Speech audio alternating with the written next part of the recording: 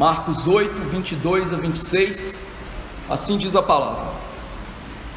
Então chegaram a Betsaida e lhe trouxeram um cego, rogando-lhe que o tocasse. Jesus, tomando o cego pela mão, levou-o para fora da aldeia e, aplicando-lhe saliva aos olhos e impondo-lhe as mãos, perguntou-lhe: vês alguma coisa? Este, recobrando a vista, respondeu: vejo os homens, porque como árvores os vejo, andando. Então, novamente lhe pôs as mãos nos olhos, e ele, passando a ver claramente, ficou restabelecido, e tudo distinguia de modo perfeito. E mandou Jesus embora para casa, recomendando-lhe: não entres na aldeia. Vamos orar. Ó Deus, santo e poderoso, eu lhe agradeço pela tua palavra lida nessa noite. Tua palavra que é poderosa, é inspirada, é inerrante, é a palavra do Senhor. Que o Senhor nos dê um coração para considerá-la assim, que ao ser lida e exposta de maneira correta, bíblica, tirando do texto o seu verdadeiro sentido, o Senhor está falando conosco. E que ao ouvirmos a tua voz, saibamos que isso é um grande privilégio, e não somente um privilégio, mas também uma grande responsabilidade de ouvir e de nos submetermos ao Senhor. Que o Senhor nos ajude agora a aprender a palavra, nos ajude agora a ver corretamente as coisas, e que o Senhor cure nossa cegueira espiritual e nos ajude a ver cada vez mais e melhor a palavra, o reino, a prática do amor nas nossas vidas. Que o Senhor me dê sabedoria, me encha do teu Espírito Santo para falar ao teu povo, e que o teu povo também receba do mesmo Espírito para ouvir com o coração, crer e confessar Jesus como Senhor, e isso tudo possa trazer glória a Ti, não a nós, mas ao Teu nome dá glória, como disse o salmista. E nós pedimos todas essas coisas em Jesus Cristo, nosso Salvador. Amém. Queridos irmãos, nós já estamos longe no Evangelho de Marcos, mas eu gostaria de reprisar com os irmãos algumas coisas. Esse Evangelho de Marcos foi escrito para os gentios, sobretudo para os romanos. Foi escrito por João Marcos, mas debaixo da batuta de Pedro, ou seja, Pedro era a testemunha ocular que ajudou João Marcos a escrever esse Evangelho. E como nós já vimos até aqui, o Evangelho de Marcos tem o propósito de responder 3 perguntas fundamentais, sem as quais, se você não consegue respondê-las adequadamente, você não pode ser um crente no Senhor Jesus Cristo. As perguntas são: quem é Jesus? O que Ele veio fazer? E o que eu tenho que fazer para seguir Jesus? Ou seja, como obedecer Jesus? Nós vimos que do capítulo 1 até o fim do capítulo 8, a grande temática de Marcos é: quem é Jesus? E a partir do capítulo 8 até o capítulo 16, final do livro, é o que ele veio fazer. No entanto, nessa temática inicial de quem é Jesus, Marcos nos mostra muitas provas que Jesus é Deus, é o Salvador, é o Messias prometido. Marcos elenca para a gente vários milagres de Jesus. Jesus parou o mar por 2 vezes, inclusive numa das vezes andando por sobre o mar. Jesus multiplicou os pães 2 vezes, mostrando que ele era o Salvador dos judeus e dos gentios.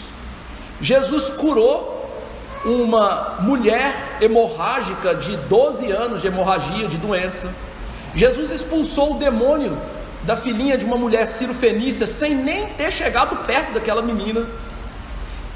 E Jesus ressuscitou a filha de Jairo. Então, inúmeros eventos mostravam quem é Jesus. Mas tinha um grupo de pessoas muito perto de Jesus que não estavam entendendo essa mensagem muito bem. Quem eram essas pessoas? Aqueles que a gente menos espera, os apóstolos.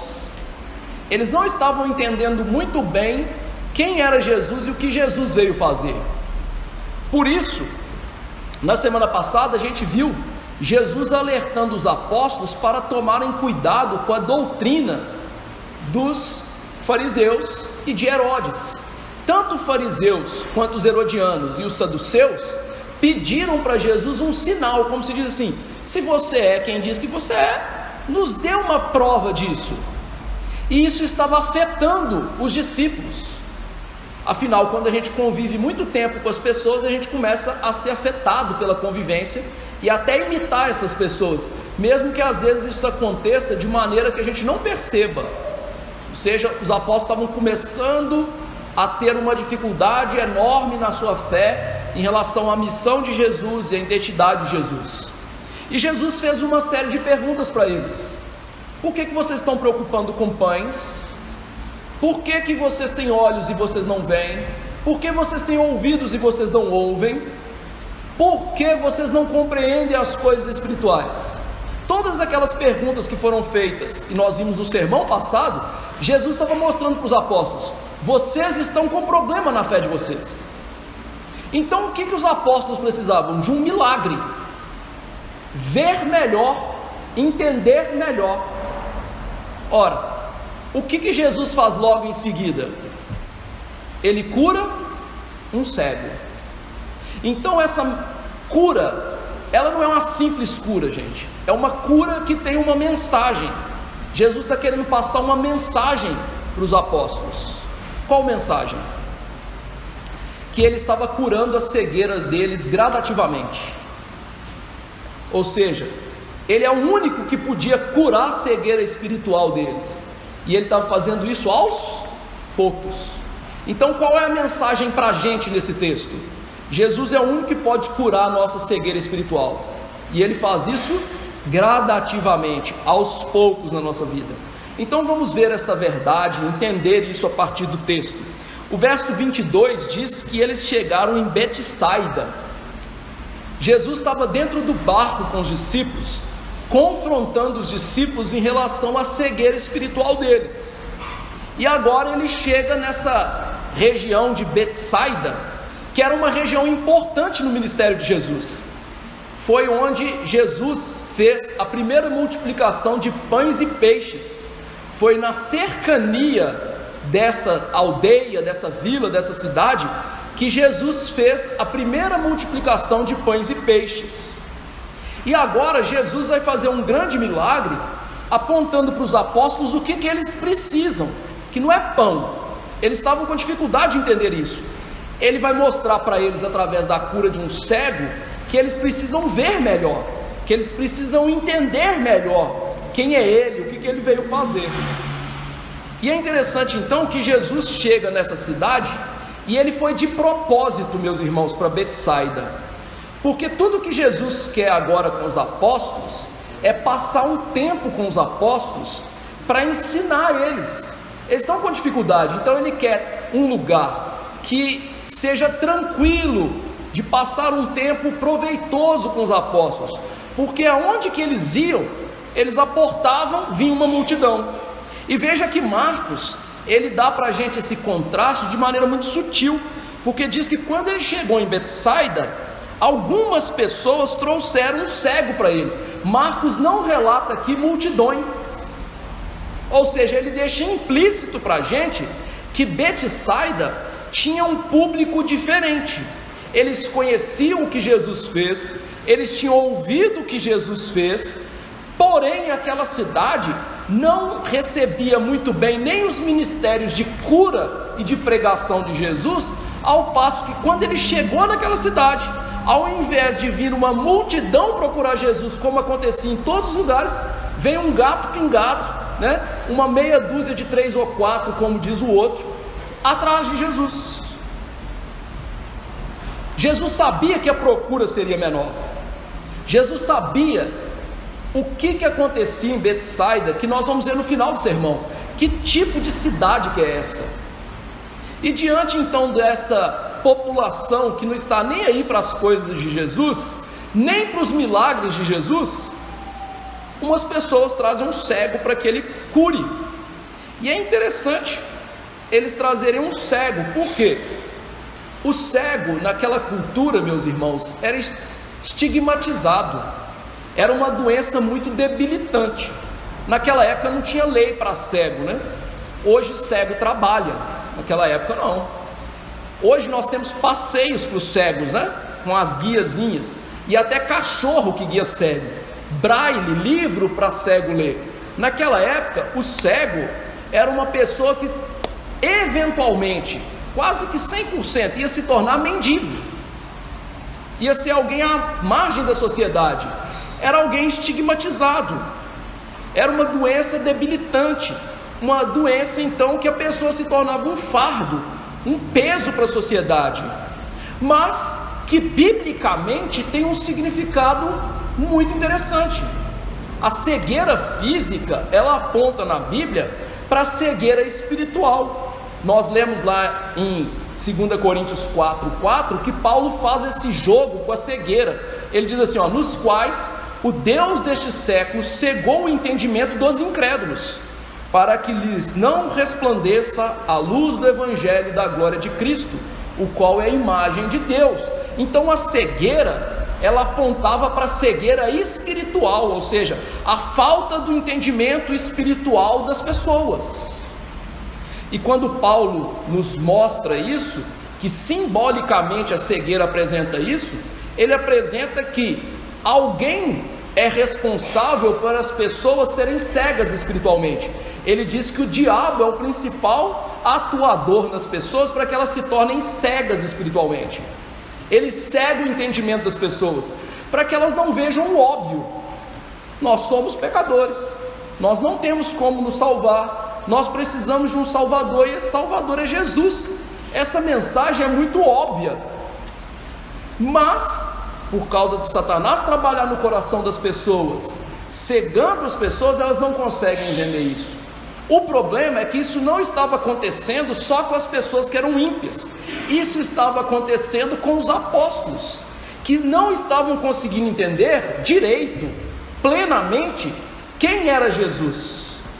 Afinal, quando Jesus parou o mar pela primeira vez, qual foi a pergunta dos apóstolos? Quem é este? Quem é este? Quando Jesus multiplicou pães 2 vezes na frente deles, eles deveriam ter lembrado das Escrituras. Quem é aquele que alimenta o povo de Deus no deserto? Deus.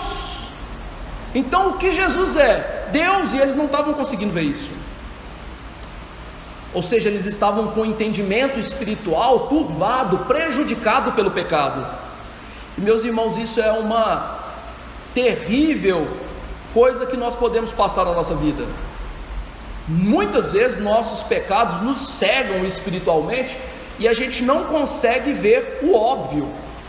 Quantas vezes você já deu conselho para um crente, falando com ele: meu amigo, esse caminho que você está tomando de pecados não vai acabar bem, e de fato não acaba, e a pessoa não ouve o que você está dizendo, não presta atenção no que você está dizendo. O que é isso? Cegueira espiritual, para não ver o óbvio. Então aquilo que aconteceu com os apóstolos aqui, acontece conosco, mas a solução para eles e a solução para nós é uma e única: Jesus. E aqui veja então que aquelas pessoas levaram o cego para a única pessoa realmente que podia curá-lo, Jesus, e nisso eles fizeram bem. E assim também nós temos que entender essa mesma realidade para as coisas espirituais. A única pessoa que pode nos curar da nossa cegueira espiritual, da nossa falta de entendimento espiritual, é Jesus Cristo. E o que Jesus faz com esse homem? o verso 23 diz que Jesus tomou esse homem pela mão e levou ele para fora da cidade. Interessante, em vez de Jesus fazer a cura no meio da cidade de Betsaida, ele não faz isso. Ele toma aquele cego pela mão e vai andando com ele para fora da cidade. E olha que cena bonita, Jesus tomou aquele homem pela mão, mostrando ternura, empatia, sensibilidade àquele homem. E Jesus então o leva, tirando ele da mão dos guias dele, para fora da cidade. E aqui a gente vê algo que, apesar de ter acontecido literalmente, é algo de um significado espiritual muito belo, porque Jesus é o guia dos cegos na palavra de Deus. Jesus é o único que pode nos guiar para fora do lamaçal do pecado. Jesus é o único que pode nos tirar das trevas para a luz. Ele é a luz. Ele é a luz de Deus que ilumina o mundo. Então Jesus é o verdadeiro guia dos cegos. Ainda que ele tivesse feito isso literalmente com o homem, tomado ele pela mão, levado para fora da cidade, isso tenha sido um fato histórico que ele fez isso tem esse significado espiritual belíssimo. Jesus é o guia dos cegos. Porque na verdade, meus irmãos, todos nós somos cegos. Nós precisamos de Jesus para nos guiar, para iluminar o nosso caminho. Se não for Jesus nos levando pela mão no caminho de Deus, nós nunca vamos percorrer essa senda do dever. Nós nunca vamos querer isso. E Jesus então conduz aquele homem para longe da cidade, e ele também nos conduz para longe do pecado, para longe da prisão de Satanás nesse mundo, para longe de um caminho que só vai dar em morte. Jesus é esse guia que a gente precisa. E Jesus então toma esse homem e leva para fora da cidade. Pergunta: qual motivo Jesus fez isso? Em primeiro lugar, Jesus fez isso, ou seja, levou esse homem para fora da cidade, porque ele precisava de tempo com os apóstolos. E o que ele ia fazer tinha um significado espiritual para os apóstolos.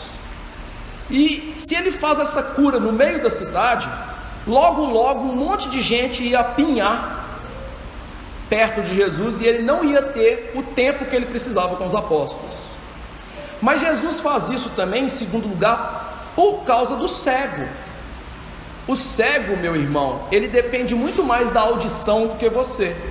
Não é que o cego tem uma audição melhor do que você. Isso é impossível fisiologicamente, ainda que a gente entenda isso, né? Não, ele só usa melhor a sua audição do que você, porque ele não usa visão. Então, para ele, som, multidão, gente falando é desconfortável. Tanto que tem o ditado, né? Cego em tiroteio. Não é assim que a gente fala? Estou mais perdido do que cego em tiroteio. Porque alguém que seguia pela audição, ouvir pá, pá, pá, pá, para onde que ele vai? Então Jesus tira esse homem do meio da cidade, que tinha o seu comércio, tinha suas ruas, as pessoas falando, para que ele também pudesse ter esse tempo com o cego e tratar com aquele homem.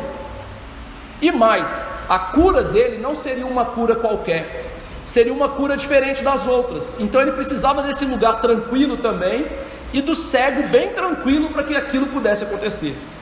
Mas o motivo maior que Jesus leva o cego para fora da cidade é por conta dos apóstolos. Jesus tinha feito uma série de perguntas para os apóstolos sobre o entendimento espiritual deles. Vocês não percebem? Vocês não compreendem? Então Jesus queria que os apóstolos pensassem, usassem o fosfato espiritual deles, para que eles pudessem entender o que ia acontecer na cena. E fazer isso no meio da multidão não é fácil. Você já tentou fazer sua devocional bíblica com o menino gritando, pulando, subindo nas coisas, e você tentando amparar menino? Tem jeito? Não tem. Você já tentou parar no shopping e falar assim: agora eu vou orar aqui de maneira adequada, detida e longa? Não tem como, né? Por quê? Muita gente. Não é um lugar para você pensar, ponderar, fazer algo de maneira detida, com intenção espiritual. Então Jesus tira esse homem da cidade para que os apóstolos pudessem ali concentrar-se espiritualmente e aprender espiritualmente o que Jesus estava fazendo.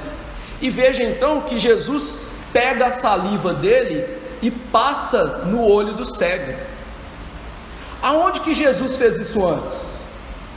No Evangelho de Marcos, quando ele curou um surdo gago. Jesus também tira ele do meio da multidão e aplica saliva na língua dele e no ouvido dele. Então Jesus está repetindo o procedimento, e foi os 2 únicos milagres que Jesus fez desta maneira. Ou seja, ele está realmente forçando os apóstolos olha, é como se ele fosse um bom mineiro, né? Ué, eu já vi isso em algum lugar, ué. Ele está forçando os apóstolos a fazerem isso, Jesus já fez isso antes. O que ele está querendo ensinar para a gente?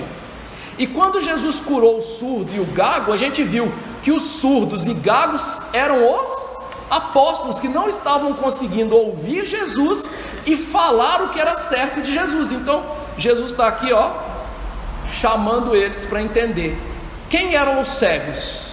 Não era aquele homem lá, aquele homem era cego físico, mas quem eram os cegos de verdade? Eram eles.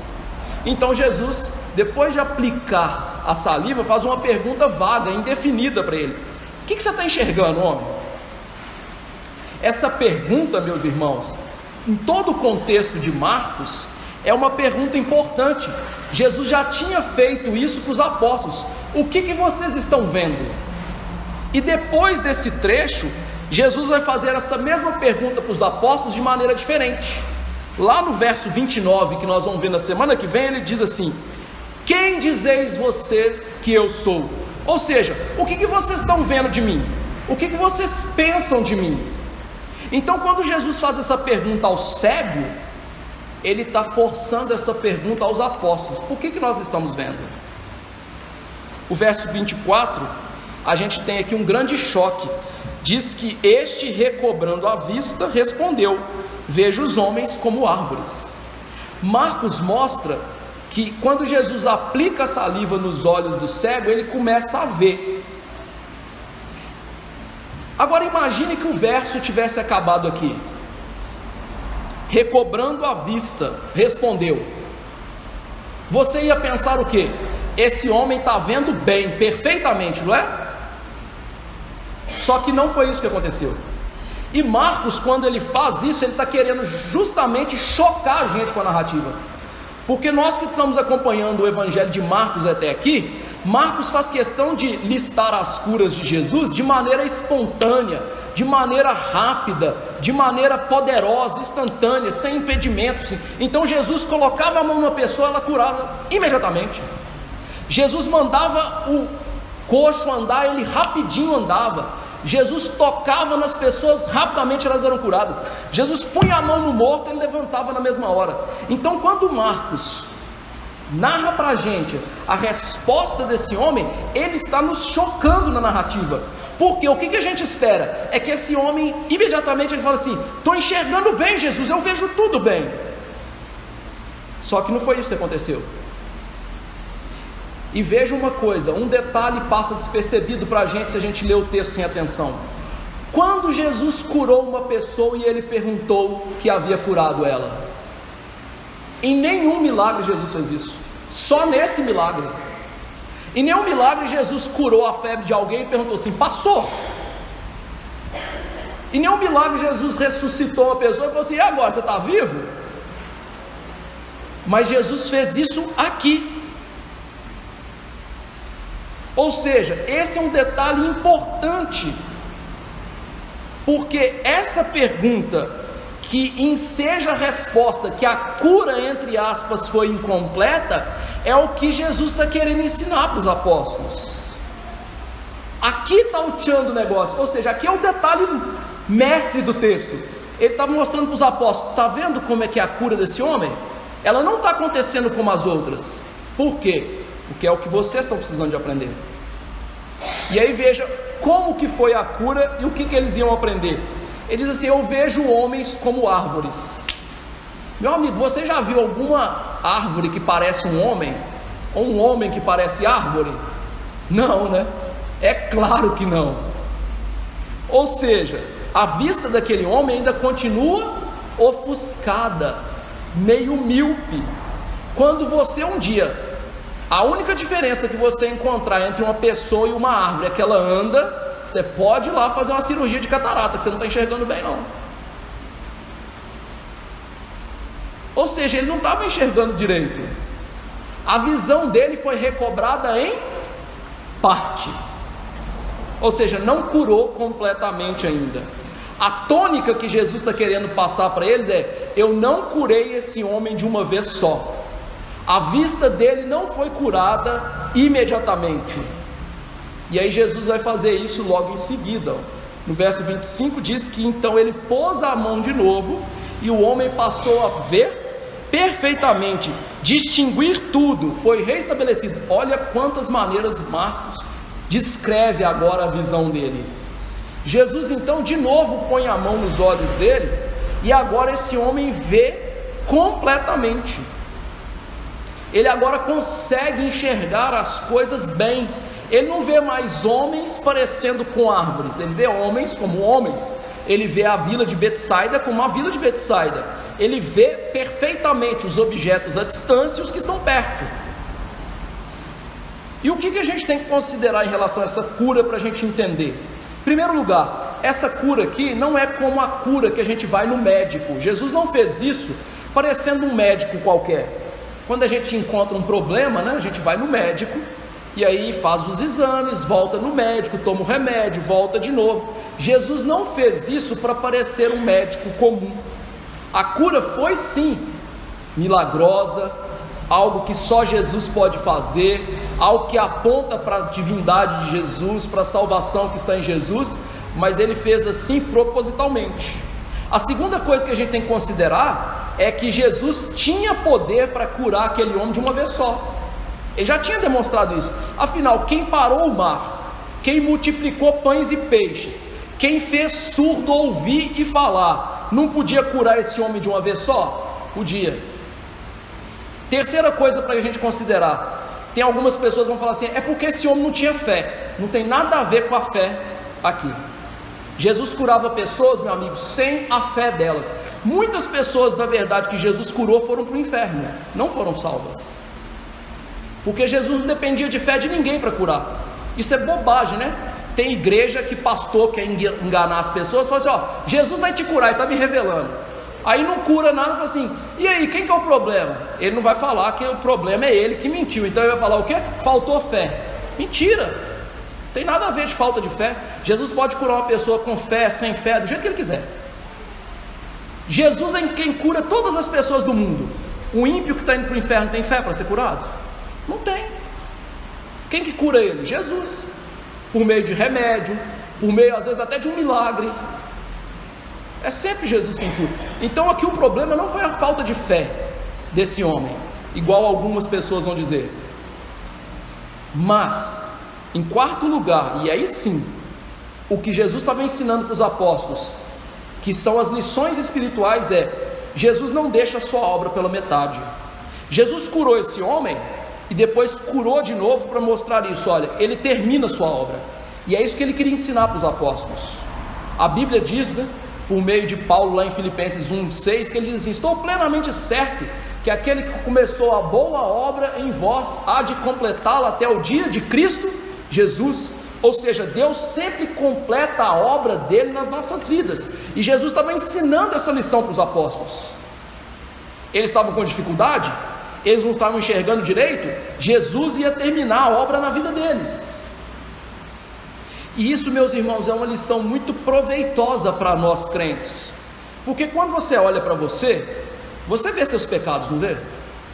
Você vê o quão difícil você caminha na fé, e aí você olha e pode pensar assim, rapaz, eu não vou chegar no céu, eu não dou conta, isso é pesado demais para mim. E aí a Bíblia vem e fala assim, não, meu amigo, Jesus começou a obra, ele vai terminar, ele vai te dar a salvação final, ele vai fazer a obra completa na sua vida, ele vai lhe dar consolo, segurança, que a sua salvação será completada por meio do poder dele, ele tem poder para isso. Então essa é a primeira lição espiritual que ele tinha que passar com essa cura, ou seja, a obra ainda estava pela metade, mas ele ia completar a obra. Mas a pergunta permanece, Por que Jesus curou esse homem de 2 vezes? Preste atenção nos detalhes. Esse homem chegou até Jesus como? Cego.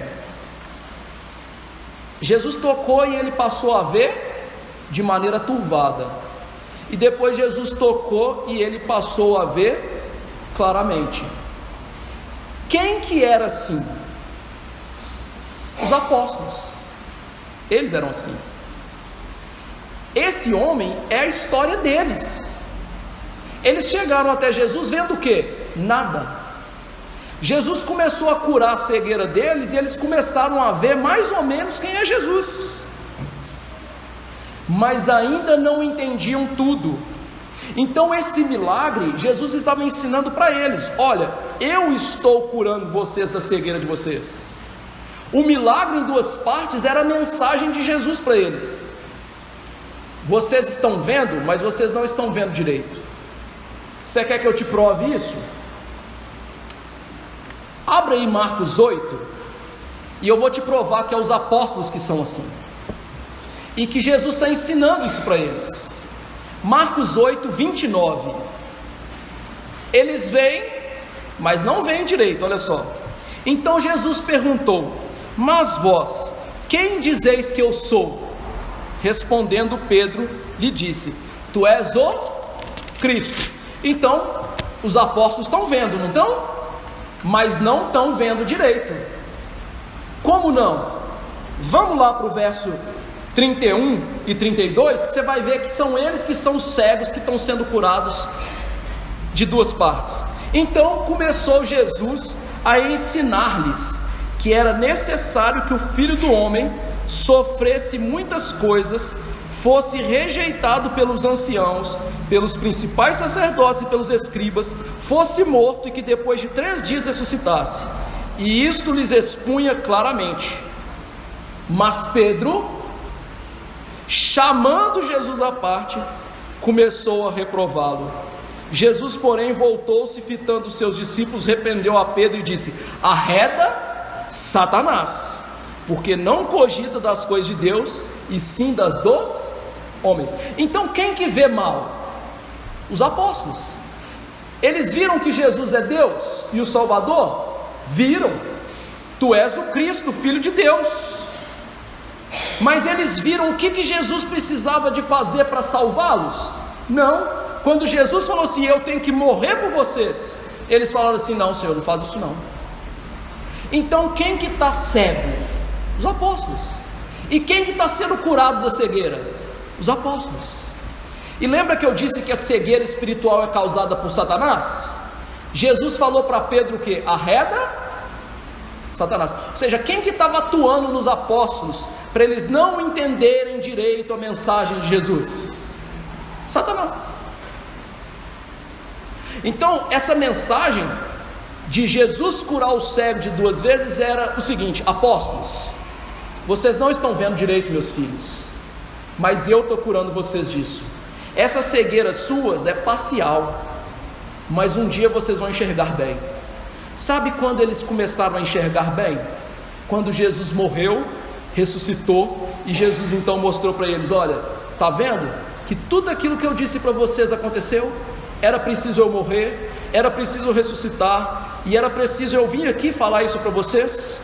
Só depois que Jesus ressuscitar é que eles vão entender direito, não quem é Jesus, mas o que Jesus veio fazer, que é a segunda grande mensagem de Marcos, que a gente vai começar a ver na segunda parte do livro.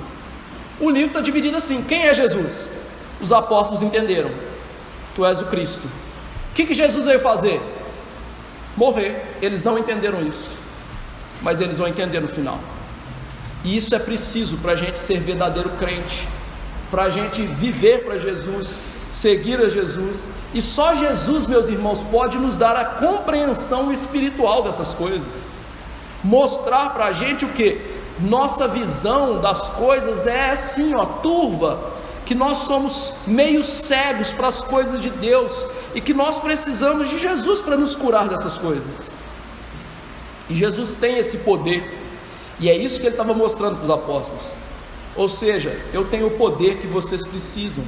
E aqui ele então está mostrando para eles precisam desse discernimento espiritual, precisam de aprender melhor das coisas dele, precisam entender que ele está limpando eles dos conceitos errados que eles tinham acerca dele. Por quê? Qual tipo de salvador que os apóstolos queriam? Um Messias político. Por isso que Pedro falou, não vai morrer não. Jesus, você tem que matar, você não tem que morrer não, você tem que destruir Roma, não é morrer na mão deles não. Então Jesus estava mostrando, vocês ainda não entendem que tipo de salvador que eu sou. Infelizmente, meus irmãos, essa história dos apóstolos é a história da igreja dos nossos dias. Chegue numa igreja e pergunte para as pessoas, quem que é Jesus? O que Jesus veio fazer aqui? Quem que Jesus salva? Pergunte para as pessoas o seguinte, Jesus é obrigado a te fazer feliz? Deus te deve alguma coisa? Você é boa de coração? E você vai ver que a maioria das igrejas evangélicas não são igrejas nada, são sinagogas de Satanás, porque não entendem o evangelho, não entendem essa verdade, que nós somos cegos, que nós somos pecadores, que nós precisamos da salvação que vem de Jesus. Ele é Deus encarnado, e que Ele não deve nada para a gente, pelo contrário, somos nós que devemos para Ele. A maioria das pessoas não entende essa mensagem. A maioria das igrejas hoje não quer saber dessa mensagem, quer pregar uma mensagem para as pessoas pragmática, uma mensagem assim, venha, seja dessa igreja, aqui a gente prega que você merece ser feliz, que nada de ruim vai acontecer com você. Mas a Bíblia não fala essas coisas. A Bíblia fala que a gente vai sofrer, a Bíblia fala que a gente é pecador, a Bíblia fala que o nosso coração é mau e enganoso. Está lá em Jeremias 17:9, só você ler. A Bíblia fala que tudo que você faz é como um trapo de imundície diante de Deus, ou seja, como um absorvente usado, feminino, aquela coisa cheia de sangue da menstruação das mulheres. É isso que a Bíblia fala. E ela mostra então o que? Você precisa de Jesus. Você tem que sair dessa cegueira espiritual, entender que o que você precisa não é querer ser feliz nessa vida, não é querer ter recursos financeiros, é a salvação que Jesus dá. Mas essa é a mensagem pregada por aí? É esse o Jesus que as pessoas ouvem por aí? É isso que elas têm entendido da Bíblia por aí? De jeito nenhum. As pessoas querem um Jesus que é igual um gênio da lâmpada, né? Esfrega ele na oração para dar para elas o que elas quiserem. As pessoas querem um Jesus que morreu e ressuscitou, mas que se falar que é rei e que elas têm que viver de acordo com a Bíblia, elas não querem esse Jesus. Nós precisamos de cura espiritual da nossa cegueira para ver o Jesus da Bíblia. E meus irmãos, o que Jesus estava fazendo na frente deles era tão claro. Por quê? Porque era cumprimento de Bíblia que eles conheciam. Deixa eu ler para você aqui um texto que estava se cumprindo na vida de Jesus agora e eles não conseguiam ver. Então se abrirão os olhos dos cegos, se desimpedirão os ouvidos dos surdos, os coxos saltarão como cervos e a língua dos mudos cantará, pois águas arrebentarão no deserto e ribeiros no ermo. Ou seja, a promessa é que o Messias faria essas coisas. Eles estão vendo que Jesus está fazendo isso e eles não conseguem entender quem é Jesus, o servo de Deus que salvaria eles. Como? Pela morte e ressurreição. Um servo humilde que Deus agradaria em moê-lo por causa do pecado deles. Então essa cura está apontando para os apóstolos. Deixa eu ler para você aqui um comentarista que fala sobre isso. Ouvir e ver são metáforas para a compreensão espiritual, dramatizam a persistente falta de entendimento dos discípulos, enquanto Jesus pacientemente os conduz à compreensão mais completa. Assim como a cura do surdo e gago, também a cura do cego contribui para que os 12 reconheçam que Jesus é o Messias. Essa é a bela maneira pela qual Marcos representa como Jesus dá audição e vista àqueles que não têm entendimento, para que eles possam seguir Jesus. Então aquela cura era Jesus dando entendimento para eles, era tudo que eles precisavam. Na verdade, o cego foi curado, mas quem estava sendo curado eram os apóstolos, pela presença de Jesus, pelo ensino de Jesus. E depois então de Jesus fazer a cura do homem, e de estar curando o coraçãozinho dos apóstolos, o verso 26 diz: mandando o cego, agora não mais cego, embora para casa, recomendando-lhe: não entres na aldeia. Então Jesus curou aquele homem, Jesus despede esse homem, mas Jesus faz algo inusitado. Jesus falou assim: olha, vai para casa, mas não vai lá na aldeia, ou seja, de onde ele foi tirado da cegueira dele. Por que Jesus fez isso? Em primeiro lugar, para que Jesus não reforçasse a ideia de Messias que os apóstolos e as pessoas tinham. As pessoas tinham a ideia de Jesus ou do Salvador como alguém político, como alguém que vinha fazer maravilhas, mas que iria derrotar Roma. Então Jesus não queria que aquele cego fosse para dentro da aldeia, para não reforçar a ideia que os apóstolos e a multidão e a população da cidade tinham sobre o Messias. Então ele não quer que esse homem chegue lá e fale da cura por causa disso. Em segundo lugar, Jesus fez isso por causa do próprio cego. Ele queria que o cego fosse para casa celebrar com a família dele. Imagina se você fosse cego a vida inteira e você tivesse que ser mendigo e obviamente ser uma vergonha para sua família, e agora você passa a ver. Então Jesus queria que ele fosse para a família dele. Mas em terceiro lugar, e de forma mais notória, que está implícita no texto, tem a ver com algo, com a cidade de Betsaida. Um pastor do século 17, que viveu nos anos de 1640, ele falou o seguinte sobre as instruções de Jesus: as instruções que Jesus deu ao homem para não entrar na cidade de Betsaida tem a ver com a cidade em si. Lembre-se que algumas pessoas conduziram o cego até Jesus, mas eles não tiveram a curiosidade de seguir o cego para ver a cura que Jesus ia fazer. Então Jesus não permitiu que eles se satisfizessem com a visão do homem curado, pois eles não demonstraram respeito por Jesus, a ponto de dar um passo para fora da aldeia e ver essa cura acontecer. Jesus mostrou para eles nisso que desdenhar do favor dele significa perder.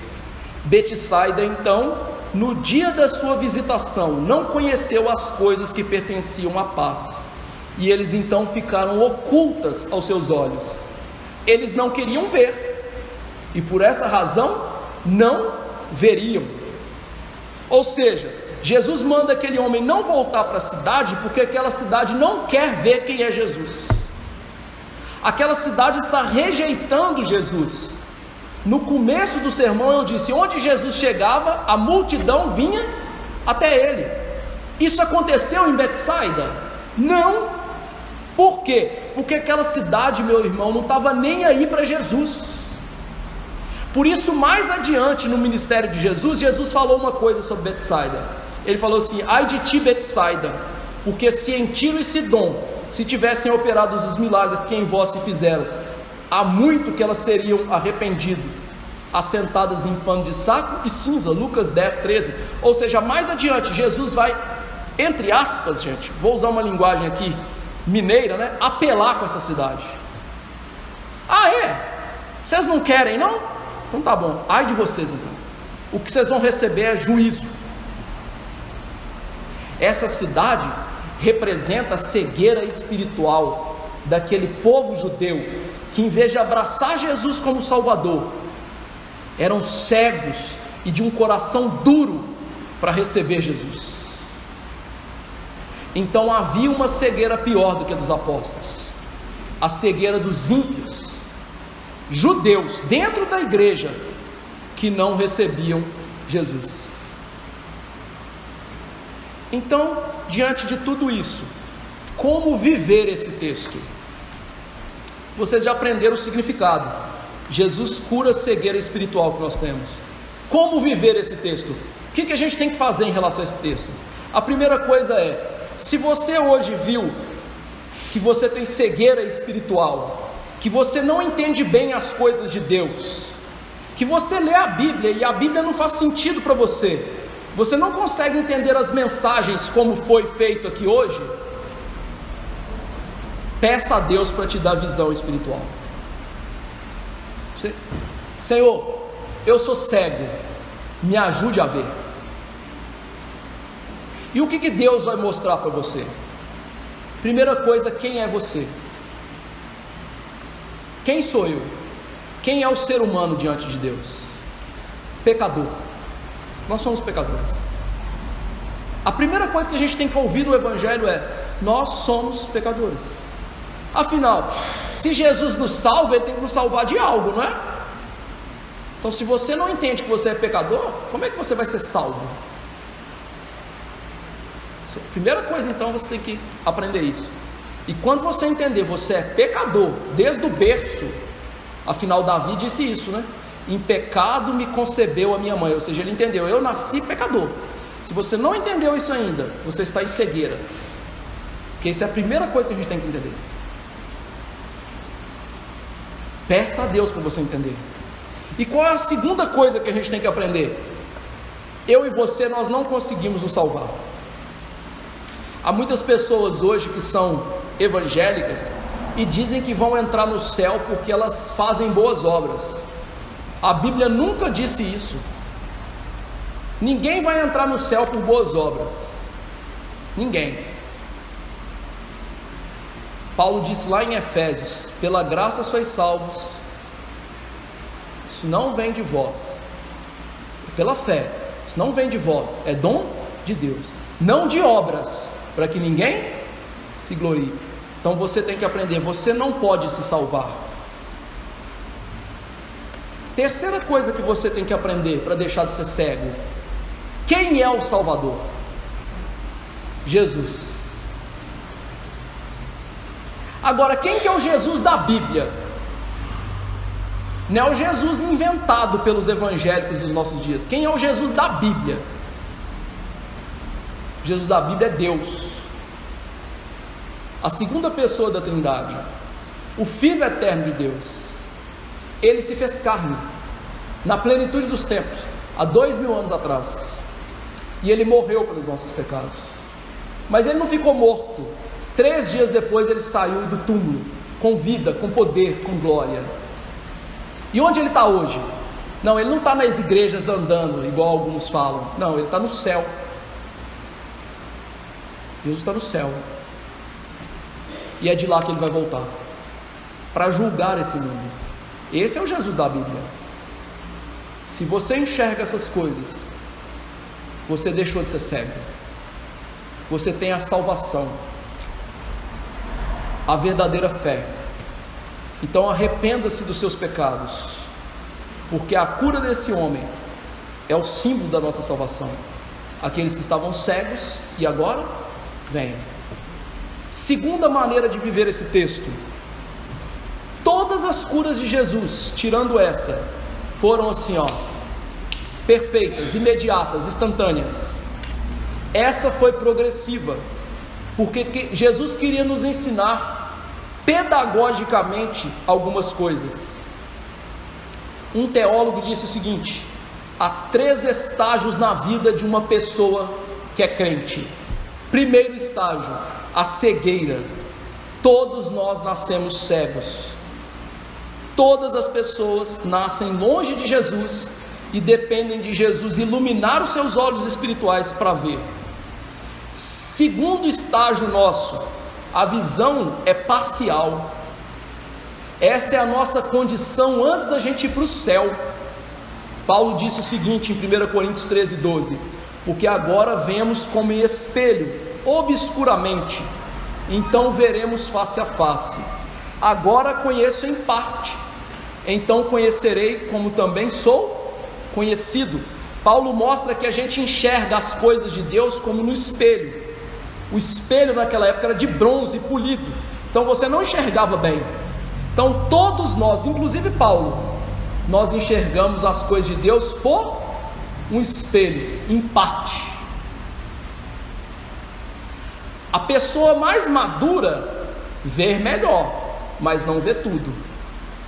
E o terceiro estágio é a visão perfeita, quando nós vermos Jesus nos altos céus e no novo céu e nova terra, habitando conosco para sempre. A teologia chama isso de visão beatífica, ou seja, é a visão do Cristo glorificado. É quando a gente vai entender de fato, de maneira perfeita, quem é Jesus e o que Ele fez por nós. Terceira maneira de viver esse texto. Esse texto também aponta para a gente, para algumas pessoas que têm visão distorcida. O homem viu pessoas como se fossem árvores, então a visão dele era distorcida. Ele viu pessoas como um objeto. O problema é que há muitos cristãos que tratam esposas, esposos, filhos, pastores, líderes da igreja, irmãos, patrões, quem quer que seja, como objetos. Pergunte para as pessoas: por que você casou? E você vai ouvir delas a resposta: para ser feliz. Um cristão consciente jamais falaria isso. Um cristão bíblico falaria assim: eu casei para a glória de Jesus, para que o meu casamento aponte para o casamento de Jesus com a igreja. É isso que Paulo diz em Efésios 5. Eu conheço a Bíblia. Um cristão consciente falaria assim. Mas a maioria dos cristãos, se é que são cristãos de verdade, dizem assim: não, eu casei para ser feliz, eu trabalho para ser feliz, eu como e bebo para ser feliz. Então tudo é objeto da nossa felicidade. E qual é a consequência disso? Nós nos tornamos egocêntricos, egoístas, e nós não queremos servir ninguém. Ou seja, nós não amamos. Lembra de 1 Coríntios 13 que nós lemos na liturgia hoje?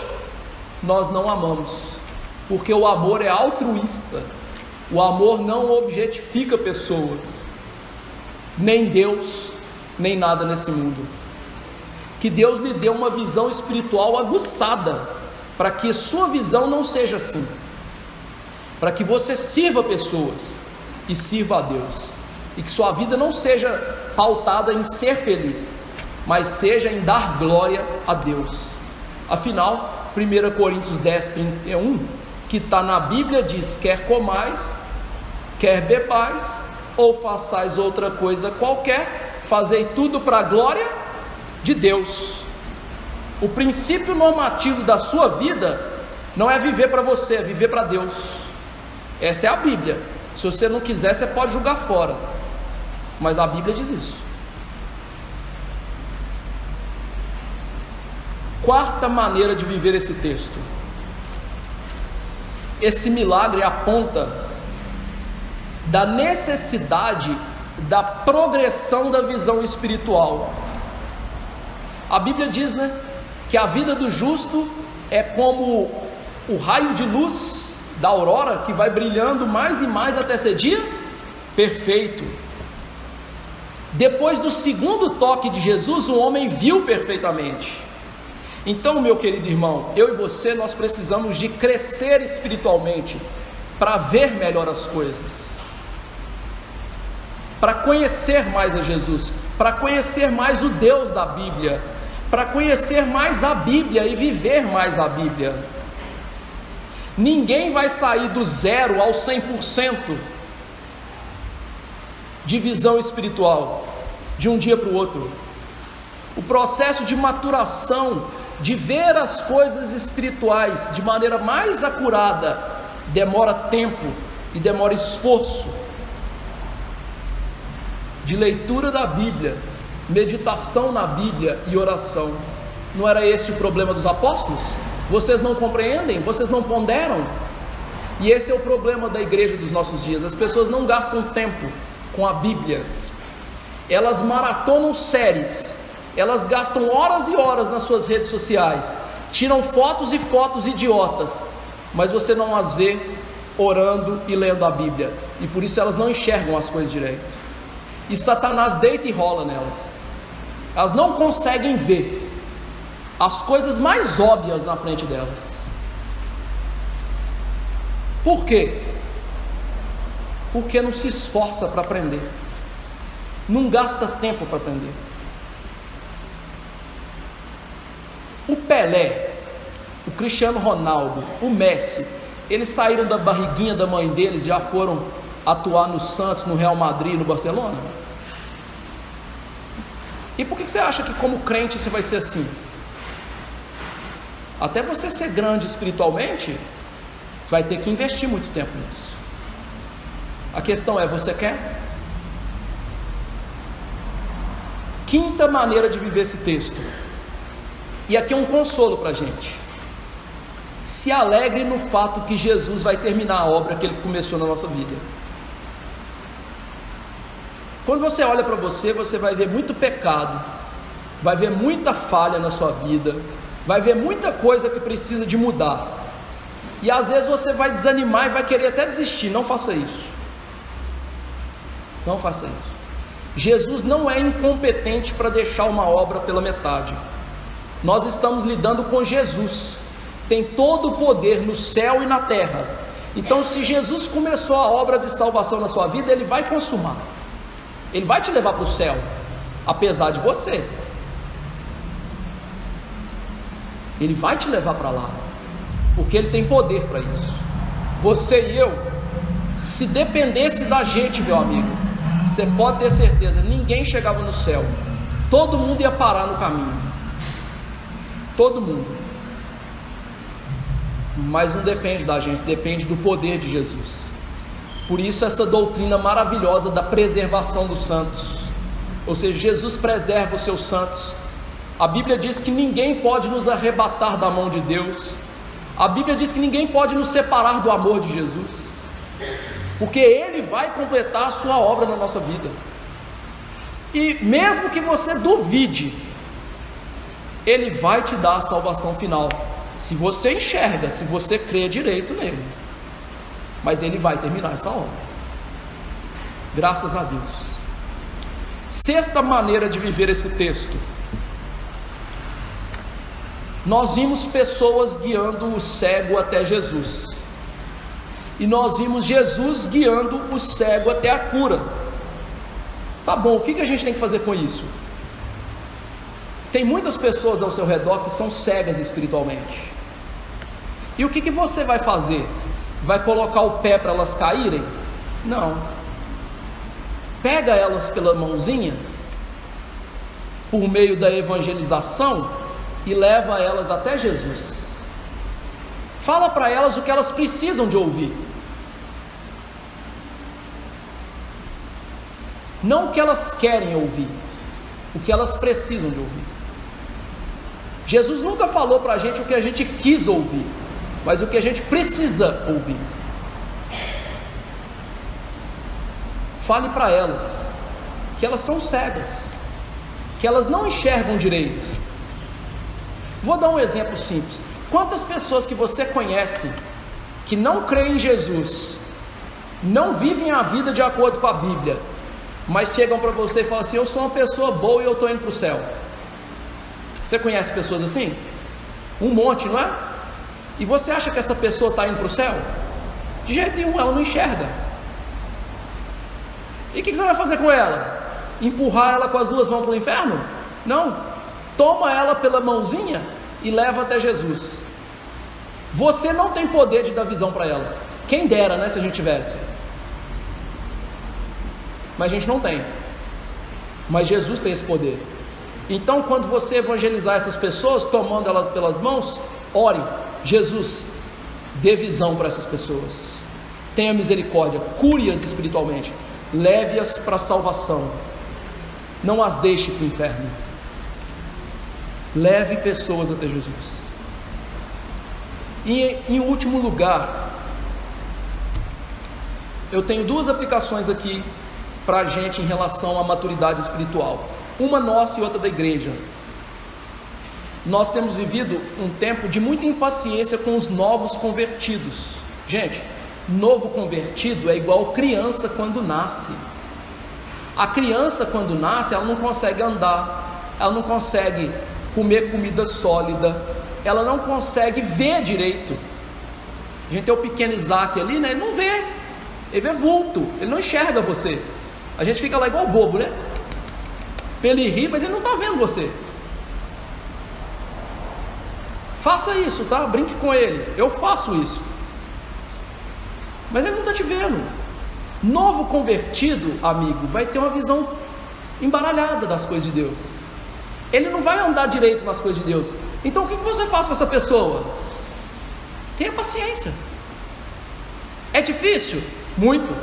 Ter paciência é uma coisa fácil? Não é. É uma virtude espiritual.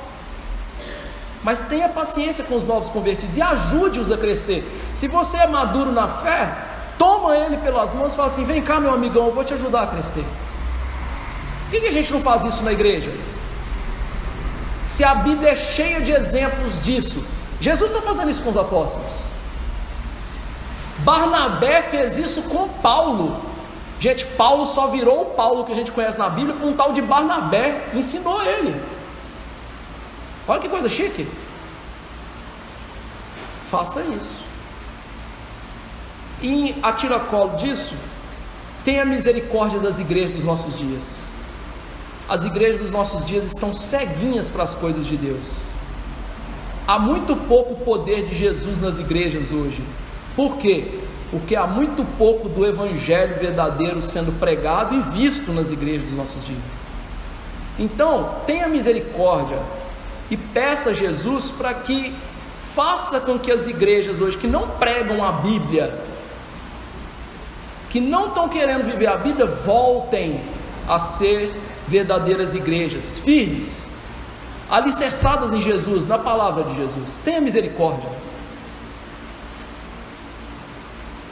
Ore para que Deus traga um avivamento nos nossos dias, para que Jesus cure as igrejas da cegueira e da surdez espiritual, porque elas não estão vendo. Você lembra daquela igreja lá do Apocalipse, que Jesus falou para ela assim: você é cega, pobre e nua? Você lembra disso? A igreja que se achava boa demais, uma igreja que se achava tão boa que não precisava de Jesus, do Jesus da Bíblia. E Jesus falou: vocês são pobres, cegos e nus.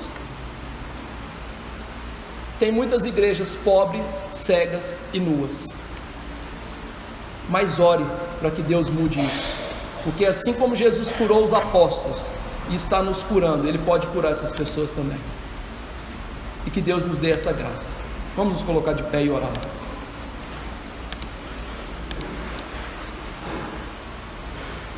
Senhor Deus Todo-Poderoso, Rei dos céus e da terra, eu me achego a Ti agora no trono da Tua graça por meio de Jesus. Eu jamais poderia fazê-lo sem Jesus Cristo. Eu sou pecador, ó Deus, mas Jesus é santo, e Ele é o novo e vivo caminho, e Ele me permite, me possibilita chegar ao trono da Tua glória agora, trono esplendoroso do céu, mas trono também de misericórdia, de graça. E eu quero Te implorar graça e misericórdia sobre as nossas vidas, ó Deus. Eu Te peço que o Senhor cure da nossa cegueira espiritual. se há entre nós aqui pessoas que não enxergam ainda, que são pecadoras e não confiam ainda plenamente no Teu Filho, salve-as, ó Deus. Assim como eu não mereço a salvação, nem Paulo, nem Abraão, nem Isaac, nem ninguém merece a salvação, elas não merecem. Mas assim como todos esses citados precisavam, e eu também, essas pessoas precisam de salvação. Lhes abra os olhos nessa noite, para elas verem Jesus como o único e suficiente Salvador das suas vidas, e confiem em Jesus. Lhes tire da vida do pecado, para uma vida de santidade, de acordo com a Bíblia. E eu peço a Deus, que aqueles que estão com a visão embaralhada por causa de algum pecado, não estão vendo seus erros, suas falhas, não estão enxergando a condição espiritual que elas estão, que o Senhor tenha misericórdia, e tenha misericórdia de todos nós, porque é tão triste quando o pecado nos cega, é tão triste quando o pecado domina os nossos corações para não vermos o que é óbvio. E homens, ó Deus, segundo o teu coração caiu assim. Diz a Escritura que no tempo que os reis saíam para a guerra, Davi ficou em casa e ele pecou, e ele ficou 9 meses com a visão cega, até que o Senhor mandou Natã para ele confessar o seu pecado. Não permita que isso aconteça conosco, porque se o sábio Davi caiu por não ter vigiado, muito mais nós podemos fazê-lo. Tenha misericórdia de nós, e abençoe Deus para que investamos também no crescimento espiritual, que nós dediquemos, ó Deus, tempo em leitura, em meditação da palavra, de bons livros cristãos, para aprender mais de Jesus, aprender mais da tua palavra, e que nós tenhamos experiência com Jesus por meio da oração e da vida prática no dia a dia. Nos dê crescimento espiritual, e é isso que eu peço mais por essa igreja. Crescer numericamente é bom, mas não é o melhor. O melhor é que todos nós cresçamos espiritualmente, amadureçamos na fé, deixamos de ser pequeninos, infantes, tenros, bebês tremulantes, e nos ajude para que isso aconteça. E eu peço a Deus que o Senhor tenha misericórdia da igreja no Brasil. A igreja cristã no Brasil, ó Deus, está vendida à cegueira e surdez. Que o Senhor tenha misericórdia. Quantos pastores pregando prosperidade, curas, profecias, mas não leem a Bíblia direito, não pregam a Bíblia direito, nem sequer se esforçam para levar esse alimento sólido para suas ovelhas. Ah, Deus, misericórdia, traga um avivamento nos nossos dias, para que a igreja do Senhor volte a ser sal e luz nesse mundo. Infelizmente não estamos sendo. Abra os nossos olhos, que Cristo nos ilumine, porque Ele é a luz do mundo, e é no nome dEle que oramos, amém. Que a graça do Senhor Jesus, o amor de Deus, o bendito Pai, e a eterna consolação do Espírito, estejam com os eleitos do Senhor hoje e para sempre, amém.